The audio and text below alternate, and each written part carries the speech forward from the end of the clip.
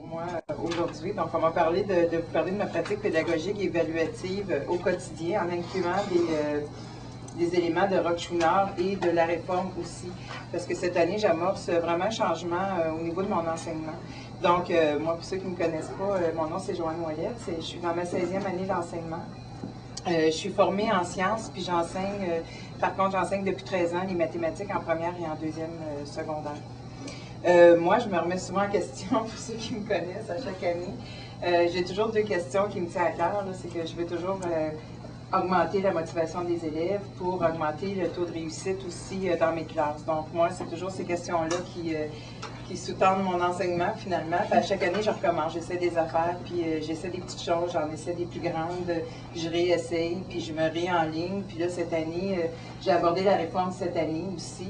Donc, j'ai fait des liens avec Rock Chouinard, la réforme, puis ce que je faisais, qui me collait beaucoup à la peau. J'avoue là, que quand je lis beaucoup sur ça, ça colle avec ce que je suis, moi, présentement, aujourd'hui.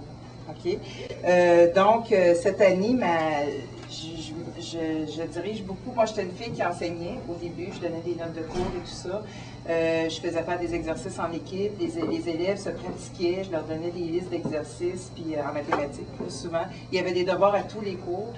J'ai modifié ça maintenant. De plus en plus, je m'en vais beaucoup vers une construction de savoir. En passant, je vais juste mentionner ce livre que je trouve très intelligent de Rosée Morissette qui s'appelle « Accompagner la construction des savoirs ». Je suis en train de m'approprier ce livre-là présentement, puis il est très, très, très intéressant. Donc, je suis en train de changer là, un peu ma façon d'enseigner, donc en laissant plus de place aux élèves dans la classe, puis en laissant la chance aux élèves de s'approprier leur savoir, de se construire leur savoir, plutôt que moi de leur donner. Puis j'ai des exemples concrets, comme Madame Ginette m'a demandé beaucoup de vous parler des petits exemples, des petits travaux que je fais. Des fois, c'est juste dans la façon d'aborder un cours ou de questionner. Moi, ce qui m'a questionné cette année, c'est à un moment donné, il y a un prof de sciences qui me dit « Ah, Joanne, il enseigne en secondaire 4 et 5, et je m'en vais enseigner comment isoler une variable dans une formule, mais les élèves, ils ne savent pas. » Puis là, ces élèves qui sont en 436, c'est mes élèves que j'avais 2 ans plus tôt, puis qui avaient réussi avec une moyenne extraordinaire, qui comprenaient très bien.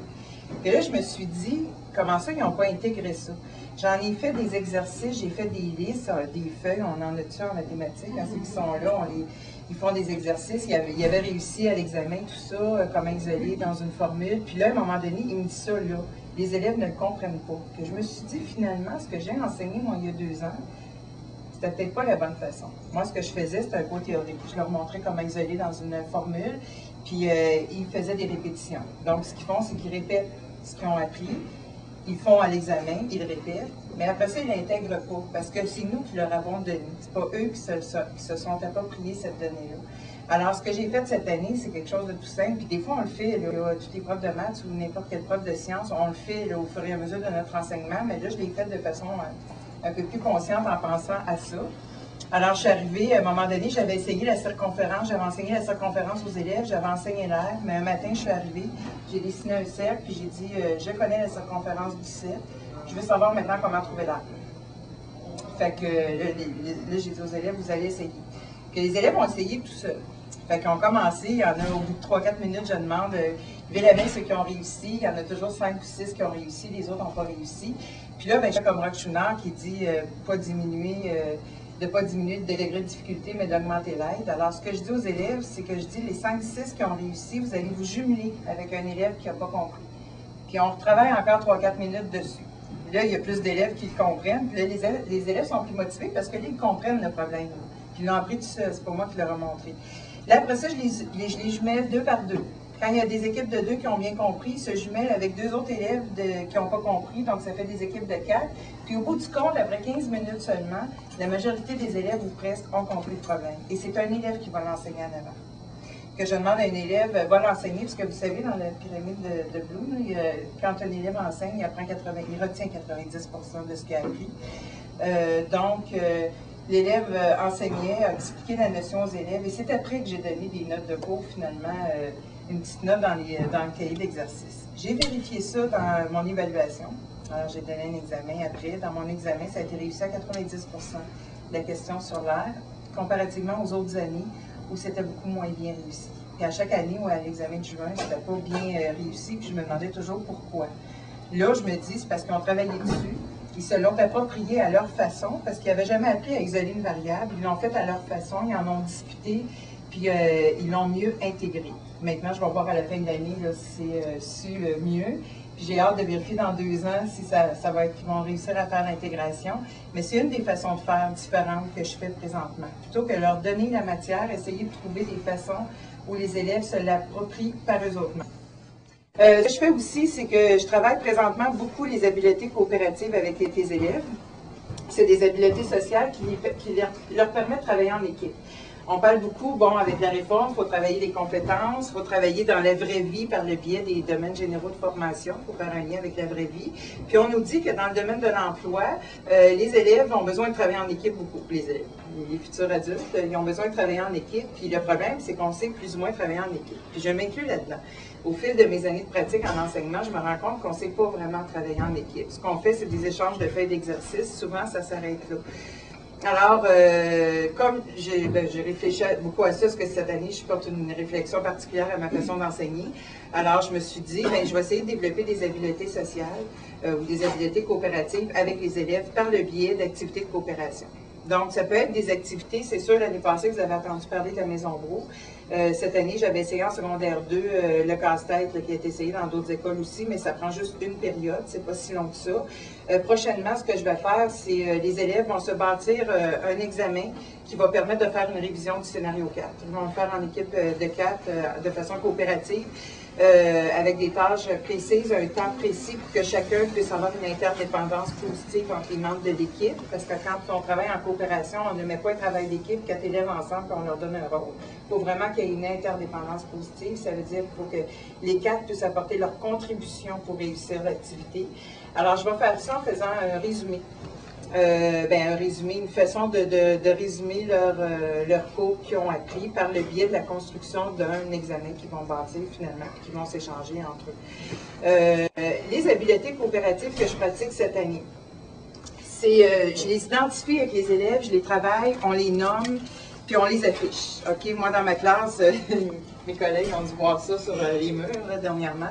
C'est que j'écris des habiletés coopératives qu'on a appris, puis c'est des habiletés que les élèves reçoivent. J'ai des petites activités que je fais qui n'ont pas nécessairement un lien avec les mathématiques, puis ça dure souvent 3/4 d'un cours ou un cours. Ça leur permet juste de travailler des habiletés coopératives, parce que pour travailler, ça prend un climat d'apprentissage, puis je vais l'installer grâce à ça.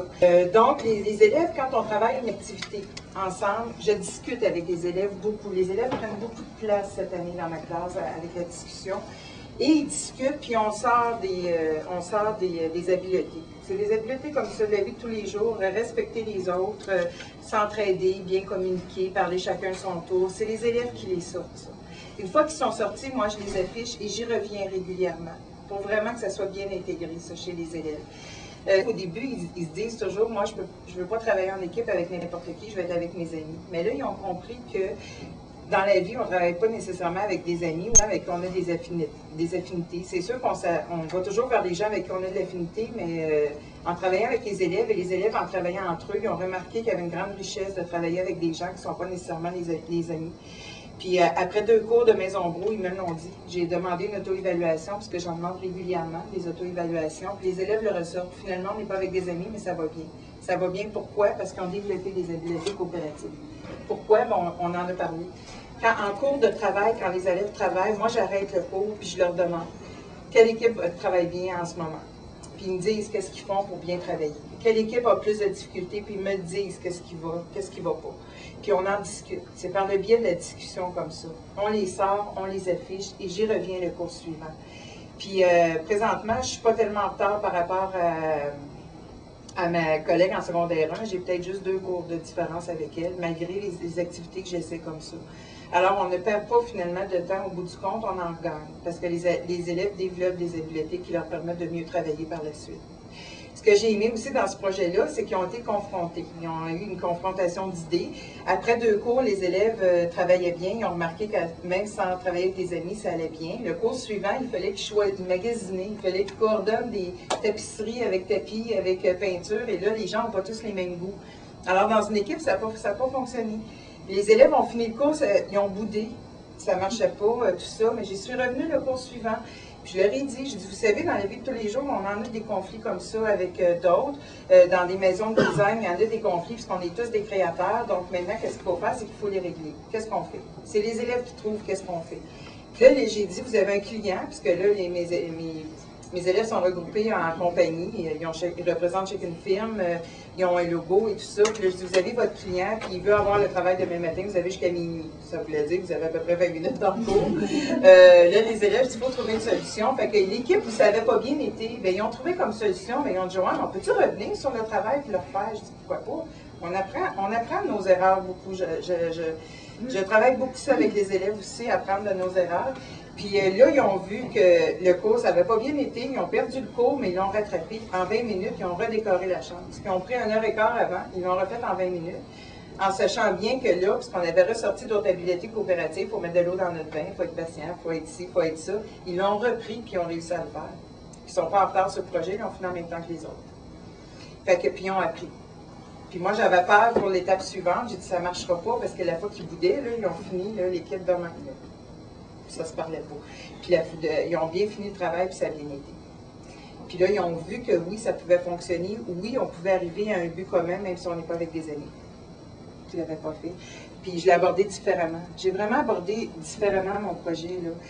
Quand j'ai parlé des tâches, je suis allée d'équipe en équipe, puis j'ai dit aux élèves, bon, c'est quoi ta tâche? Qu'est-ce qu'il faut que tu fasses? Puis j'essaye en même temps parce que nous, on peut renforcer des statuts sociaux. Vous savez que les élèves ont des statuts dans une classe, puis le prof a ce pouvoir-là de faire augmenter des statuts. Puis par le biais de ces groupes-là, tu peux le faire. Puis là, à un moment donné, il y avait un élève qui était responsable de la tâche, puis devait veiller à ce que la tâche se fasse comme il faut, à ce qu'il n'y ait pas d'indiscipline et tout ça. Que moi, en tant que prof, je vois là, je dis, bon, c'est quoi ta tâche? Qu'est-ce que tu vas faire? Ça représente quoi? Là, il me dit, j'ai dit, t'es conscient que quand tu vas dire, OK, on travaille, que tout le monde va t'écouter, puis ils vont travailler parce qu'ils savent que c'est ta job à faire. Les élèves sont là, oui, oui, oui, tu viens renforcer un peu la job qu'ils vont faire, puis les autres, ils ne peuvent pas.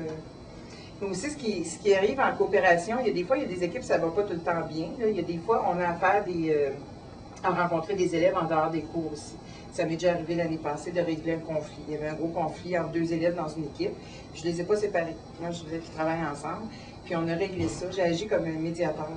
J'étais assis là, puis les deux étaient là. Puis moi, j'étais médiateur, point. Puis ça s'est réglé. Ils ont réglé, ils ont trouvé des solutions tout seuls. Ils sont venus en équipe, ils ont fini le travail.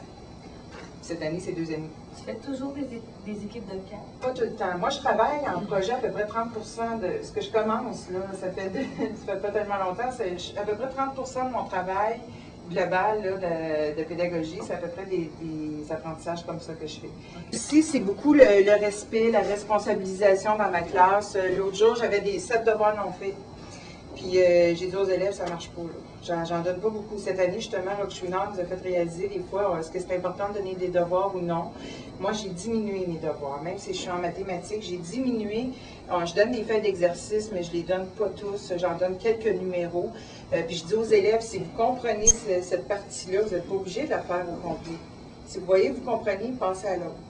OK? Je ne fais plus ça du bourrage, je ne surévalue plus non plus. J'avais 3 notes seulement dans mon bulletin, au dernier bulletin. J'en avais pas 10, comme j'ai déjà eu. Je diminue ça beaucoup. Je fais beaucoup des travaux aussi qui ne comptent pas. La Maison Bro, ça ne compte pas. Ils travaillent 5 cours dessus, la designer va venir et je ne donne aucune note dans le bulletin. Tout ce qu'on a fait, c'est de l'auto-évaluation sur leur capacité à travailler en équipe ou leur contribution individuelle. C'est tout ce que j'ai fait durant le travail. L'activité du casse-tête, ça n'a pas compté. Puis quand je suis revenue le cours suivant sur ce qu'il avait appris, l'habileté du casse-tête, c'était un casse-tête qui devait agrandir ou rapetisser, puis il y avait un indice dessus. Il fallait qu'il trouve une stratégie, soit de l'homothétie, des rapports et proportions et tout ça. Bien, il y a un élève qui me l'a sorti. Il dit, dans le fond, Joanne, parce qu'il y en a qui ne réussissaient pas à faire le casse-tête comme il faut. Il dit, dans le fond, Joanne, c'est pas que le casse-tête soit bien fini, c'est le processus qu'on a pris pour y arriver. C'est un élève qui a dit ça. Et qui est supposé d'être en 3, qui a doublé, qui est en 2, puis il a compris, oui, que là, c'était vraiment le processus qu'on regardait, et non pas la réponse finale. J'insiste beaucoup là-dessus en mathématiques, les démarches, c'est important, et non pas la réponse finale. C'est ça, pour en venir à la discussion que j'ai eue pour les devoirs non faits, bien, je responsabilise beaucoup les élèves, je dis là, j'ai vérifié 3 devoirs depuis janvier, c'est le 4e. Puis là, il y a 7 devoirs, c'est beaucoup. J'ai dit là, on va en discuter. Je dis, qu'est-ce que vous trouvez? Trouvez-vous qu'ils sont trop longs? Trouvez-vous que j'en donne trop? Trouvez-vous.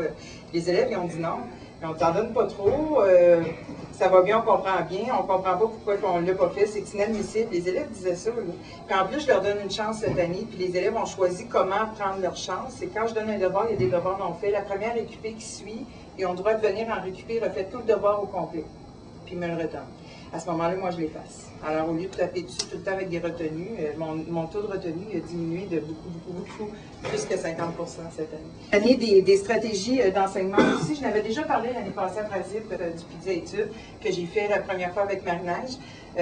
C'était une idée d'un prof de français à notre école. Donc, ce qu'on fait, c'est pour aider les élèves à bien se préparer, à leur donner des stratégies d'enseignement. Donc, on fait un Pizza Études le soir qui dure de 4h à 7h.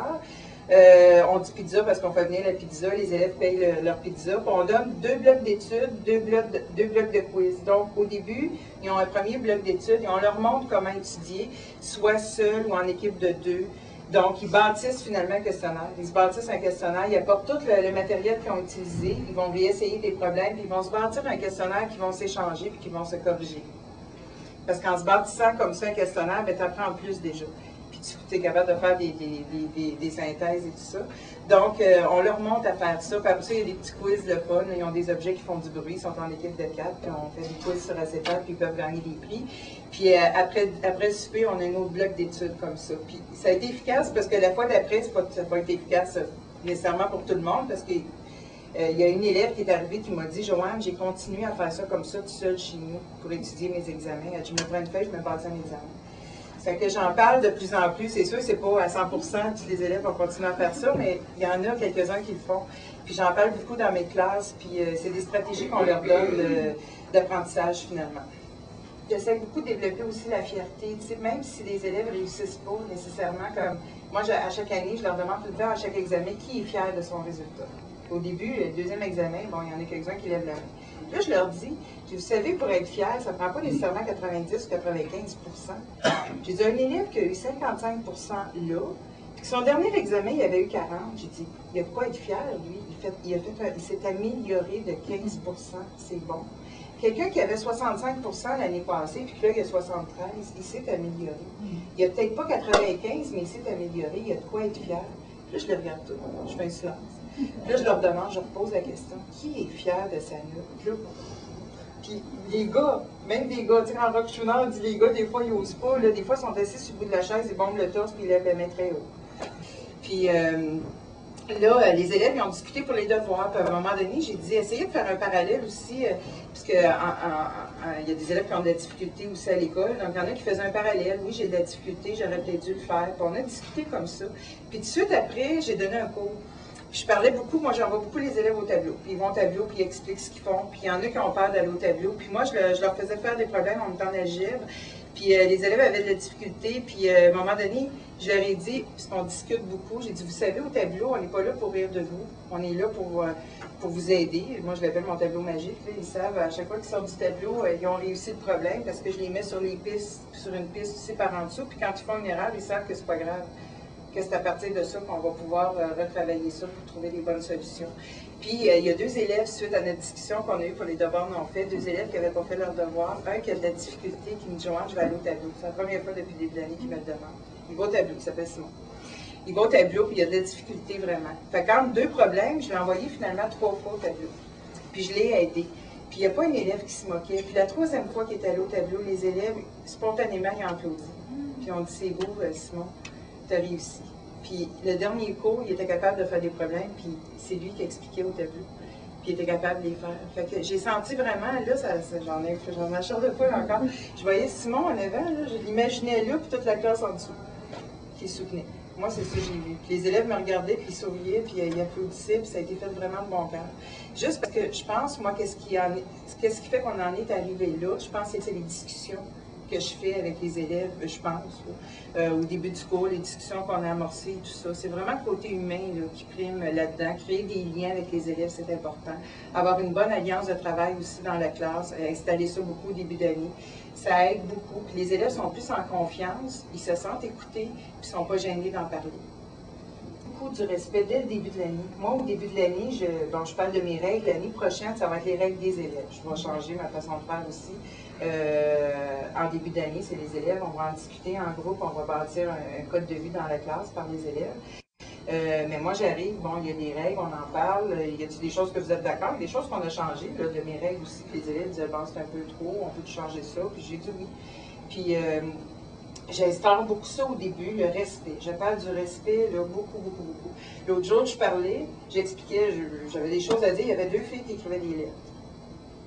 Je finis de parler. Les autres écoutaient, c'était silence dans la classe. Je finis de parler, j'ai dit là, moi, je me sens pas bien, là. J'ai dit, j'ai 2 élèves qui m'ont manqué de respect, ça écrivait des lettres durant que je parlais. Puis on a discuté de ça, du respect.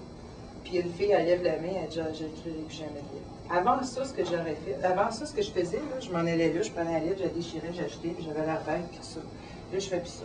J'ai laissé la lettre, elle l'a serrée, puis elle l'a plus jamais refait. On a discuté du respect, j'ai fait prendre conscience que ce qu'elle faisait là, c'était pas correct, puis elle a pris conscience elle-même, puis elle l'a dit. Puis elle a pu recommencer. Puis je reviens là-dessus beaucoup, sur le respect, beaucoup, beaucoup. Dans ce même groupe-là, j'ai eu 2 élèves en début d'année qui sont arrivés de d'autres groupes, puis ils ont commencé à me bousiller l'allure du groupe. J'avais vraiment du plaisir dans le groupe. Là, ça faisait une semaine que je m'en vais dans le groupe 25. J'aime pas ça, filer de même. Je rentre dans le groupe, puis je leur ai dit. Et là, les élèves disent, Joanne, t'es pas normal, d'habitude tu ris. T'es toujours de bonne humeur, tu ris, puis là, tu as quelque chose, là, ça marche pas. Je dis non, puis je vais vous le dire. J'essaie d'être le plus authentique possible, puis ça fonctionne vraiment. Les élèves, quand tu es authentique, là, les élèves, ils s'en rendent compte, puis ils savent, puis ils sont eux aussi. Puis là, je leur ai dit, j'ai dit, il y a quelqu'un qui vient me demander dans quel groupe tu vas, puis j'ai dit, je m'en vais dans le groupe 25, je sais bien pas comment ils vont réagir. Les élèves, ils ont dit ça de nous. J'ai dit oui, comment ça? J'ai dit, bien, depuis quelques temps, mais là, je n'aime pas les élèves, depuis quelques temps, je suis obligée de faire de la discipline. D'habitude, je ne suis pas obligée d'en faire. J'ai dit, moi, j'aime pas ça. J'ai dit, ça me rend mal là-dedans. Fait que là, j'ai dit, vous, comment vous trouvez ça? Ils ont dit, oui, c'est comme ça. Fait que j'ai dit, qu'est-ce qu'on va faire pour régler l'atmosphère de la classe? Parce que les autres sont impliqués là-dedans. Là. C'est pas moi, en totalité, qui prend ça sur mes épaules. Fait que les élèves commençaient à parler. Puis là, un des 2 qui niaisait, il dit, tu me vises-tu? Là, je sais pas si tu fais ça pour me viser. Puis là, il y a une élève, elle dit, comment ça par arrêter de parler? Depuis que tu es ici, tu n'arrêtes pas de déranger, puis nous autres, on veut travailler, puis tout ça. Puis là, après ça, il y a d'autres élèves qui se sont mis à parler. Je dis, moi, je vais entendre ceux-là qui dérangent. Fait qu'il y a un élève qui parle, mais qui ne dérange pas, dans le fond. Il dit, oui, je fais partie de ceux qui parlent, puis je vais faire un effort. Il dit, j'aime pas ça, l'atmosphère, je vais faire un effort. Finalement, il y a une petite fille qui lève la main, puis elle me dit, pourquoi qu'on ne ferait pas tout le monde le petit effort pour que ça aille bien dans le cours, pour que ça redevienne comme avant? Elle dit ça de même, puis vraiment naturellement, puis tout ça, que j'ai dit, qu'est-ce que vous en pensez, tout le monde? Ils ont dit oui. Mais ça a été la dernière fois que j'ai eu à faire une intervention. Mon petit pit qui niaisait, là, il est correct. Il ne dérange plus, il réussit beaucoup mieux qu'avant. Puis ça a vraiment fonctionné. La discussion, on perd peut-être du temps, mais c'est important. Parler du respect, parler de... je trouve ça que j'ai une élève qui souffre d'une forme spéciale, une forme d'autisme, elle est spéciale quand elle parle, puis les élèves ont tendance à se moquer d'elle dans les cours, puis moi, j'accepte pas ça. C'est vraiment le respect, puis personne ne se moque d'elle, elle va parler, elle va expliquer en avant. Puis une fois, je savais qu'elle jouait de lecteur. Fait que je l'ai fait venir. Puis j'ai dit, je l'ai fait venir dans la récupée d'Isabelle, il y avait de ses élèves, de mes élèves. Puis elle est venue jouer de la guitare, parce que je ne savais pas ce qu'elle chantait, qu'elle chante très bien. Puis il y a des élèves qui l'ont entendu, là, ils ont dit, ah, elle est capable de faire ça. Puis un des élèves qui est dans sa classe, il dit, moi aussi, je joue de la guitare. Puis quand il a dit ça, il dit, mais je ne joue pas aussi bien qu'elle. Il dit, elle joue bien. Puis là, il y a eu ça c'est au mois d'octobre, puis il y a eu un spectacle au mois de décembre, un spectacle amateur, puis elle y a participé. Puis là, son statut a augmenté, là, parce qu'ils ont vu qu'elle était capable de faire des choses que les autres, nécessairement, bon, ils font. Moi, je faisais les merveilleuses découvertes du vendredi. Fait que moi, le vendredi, quand j'avais un cours avec un groupe d'élèves, les 10 dernières minutes, c'était consacré à des choses qu'ils étaient capables de faire autres que des mathématiques. Il y en a qui sont venus chanter. Il y en a qui sont venus, qui ont joué des instruments de musique autres que ceux qui apprenaient. J'en ai un qui devait me faire du unicycle, mais il a été expulsé juste avant. On ne l'a pas vu. J'en ai une qui m'a fait une démonstration de gymnastique.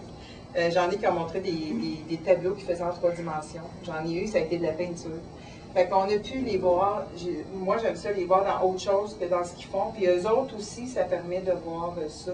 Puis c'est 10 minutes, là, un cours Je trouve que c'est du temps gagné, parce que tu crées des liens en même temps avec les élèves. Puis eux autres, ils s'en créent entre eux, puis il y a un respect qui s'installe entre eux aussi par rapport à ça. Puis ça peut faire augmenter des statuts aussi, ça. Et c'est des petites choses que je fais qui ne sont pas nécessairement des gros projets, mais qui fonctionnent en tout cas, que j'expérimente et que ça fonctionne beaucoup. Fait que,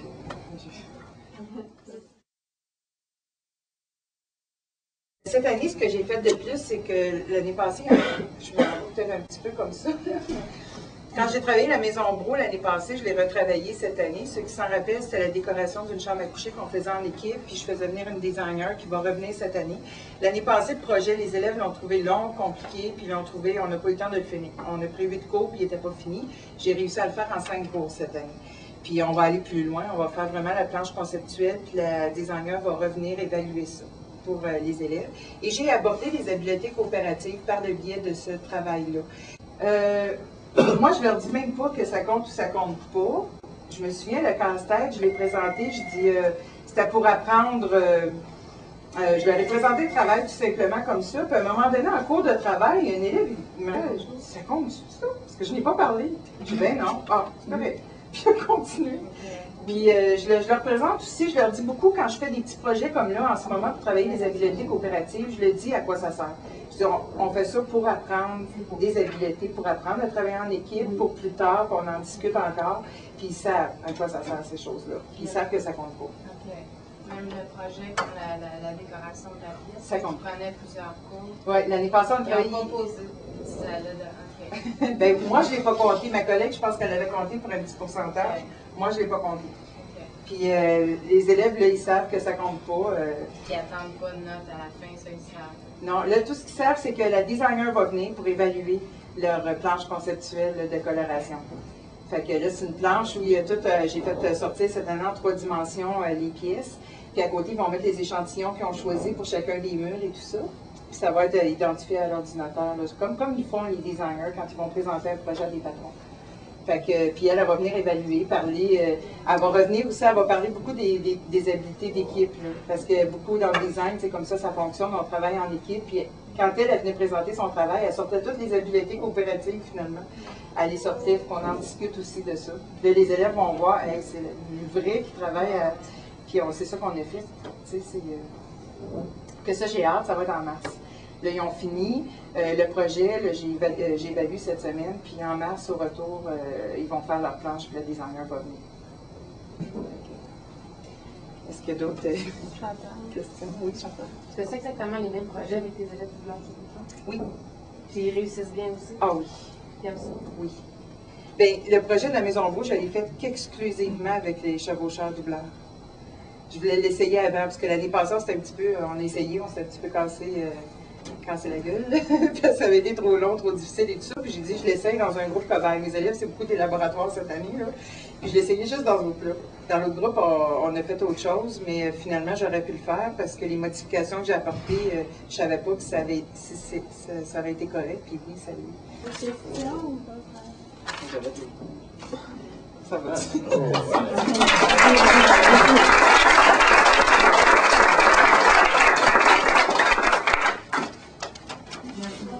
Bienvenue. Là, j'ai pas beaucoup.